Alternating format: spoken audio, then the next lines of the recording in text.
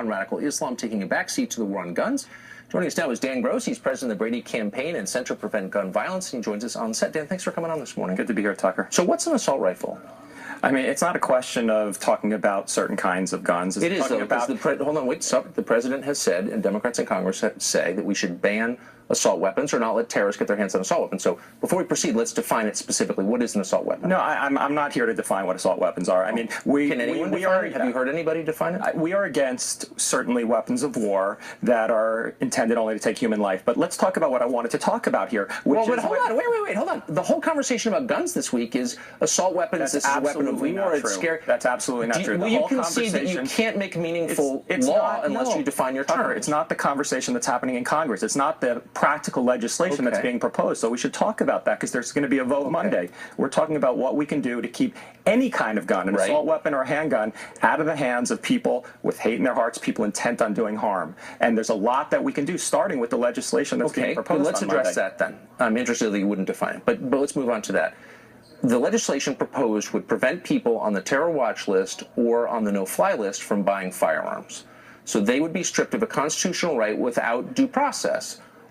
Do you think it's fair for the U.S. government to punish people who haven't been proved to have committed wrongdoing? So it's ironic that a lot of the same people who claim to be strongest on terrorism are in favor of defending the rights of people who are known and suspected terrorists. Hold on, how can a person be a known terrorist if he's not convicted? Because since when does the hold on, wait, I thought our whole justice system. Let's slow down. I thought our whole justice system was based on the notion the government can't just suspect you; they have to prove you of wrongdoing, don't they? So are you saying there shouldn't be a no-fly list?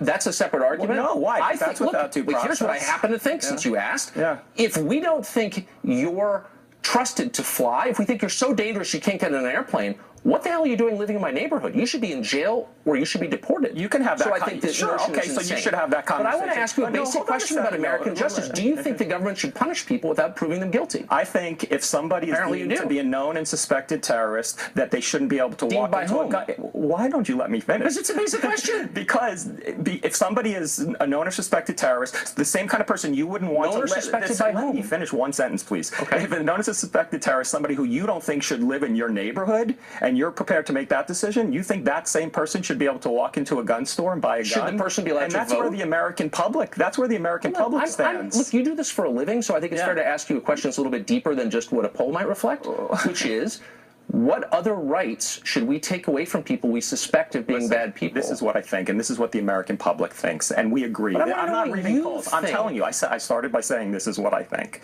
I think that there's so much more that we can do to keep guns out of the hands of the people who have been convicted of violent crimes, people who are domestic abusers, known and suspected terrorists. It starts by But you're saying that people who have not been convicted of anything ought to have their Second Amendment rights taken away. I'm saying people who have been deemed by our government to be known and suspected terrorists. By the Attorney General, by the investigations that go into these people. That's what this law proposes. So on the basis of suspicion.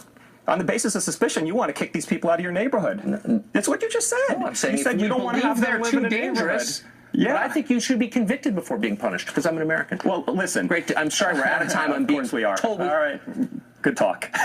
Maybe you can define your terms in the commercial break. I'd love to be back. Dan Gross. And he learned a lesson on how to